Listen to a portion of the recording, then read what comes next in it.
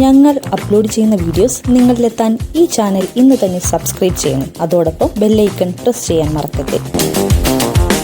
ജയറാമിനെ നായകനാക്കി സത്യൻ അന്തിക്കാട് സംവിധാനം ചെയ്ത സിനിമയായിരുന്നു കഥ തുടരുന്നു എന്നത്. നടൻ ആസിഫ് അലി കരിയറിന്റെ തുടക്കത്തിൽ അഭിനയിച്ച സിനിമയിൽ ആസിഫ് അലി മരിക്കുന്ന ഒരു സീൻ കാണിക്കുന്നുണ്ട്. അതൊരു അപകട മരണമായി കാണിക്കാനാണ് താൻ ആദ്യം കരുതിയതെന്നും എന്നാൽ ഒരിക്കൽ മോഹൻലാൽ കഥ കേട്ടപ്പോൾ അദ്ദേഹമാണ് ആൾ മാറി കൊല്ലുന്ന തരത്തിൽ മാറ്റിയാൽ നന്നാവുമെന്ന് പറഞ്ഞതെന്നും സത്യൻ അന്തിക്കാട് കൂട്ടിച്ചേർത്തു. സത്യൻ അന്തിക്കാടിന്റെ വാക്കുകൾ ഇങ്ങനെയാണ്: കഥ തുടരുന്നു എന്ന സിനിമയുടെ ഷൂട്ടിങ്ങിന് മുൻപായി ഷാർജയിൽ ഞാനൊരു ചടങ്ങിന് പോയിരുന്നു. ഒരു അവാർഡ് നൈറ്റ്. എനിക്കും മോഹൻലാലിനും അവാർഡുണ്ട്. പടത്തിന്റെ ജോലികൾ ഉള്ളതുകൊണ്ട് അന്നു രാത്രി തന്നെ താൻ തിരിച്ചു പോന്നു. ലാലും ആ ഫ്ലൈറ്റിൽ ഉണ്ടായിരുന്നു. ഷാർജ വിട്ടപ്പോൾ ലാൽ എന്റെ അടുത്ത് വന്നിരുന്നു.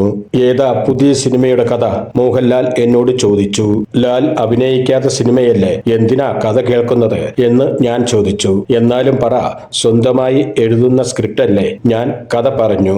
മമതയുടെ ഭർത്താവിന്റെ കഥാപാത്രം ഒരു ആക്സിഡന്റിൽ മരിച്ചു പോകുന്നത് പോലെയായിരുന്നു ഞാൻ എഴുതിയത്. കഥ മുഴുവൻ കേട്ടപ്പോൾ ലാൽ പറഞ്ഞു, ആക്സിഡന്റ് ഒരു പുതുമയില്ലാത്തതാണ്. കൊട്ടേഷൻ സംഘം ആളുമാറി കൊല്ലുന്നതായാലോ? ഇപ്പോൾ കേരളത്തിൽ അങ്ങനെ പലതും നടക്കുന്നുണ്ടല്ലോ. അത് കേട്ടപ്പോൾ കഥ പറഞ്ഞത് നന്നായെന്ന് എനിക്ക് തോന്നി. സിനിമയിൽ ആസിഫ് അലി മരിക്കുന്നത് മകൾക്ക് മാമ്പഴം വാങ്ങാൻ പോകുമ്പോൾ കൊട്ടേഷൻ സംഘം ആളുമാറി ആക്രമിച്ചിട്ടാണ്. മോഹൻലാലിന്റെ നിർദ്ദേശമായിരുന്നു അത്, സത്യൻ അന്തിക്കാട് പറഞ്ഞു.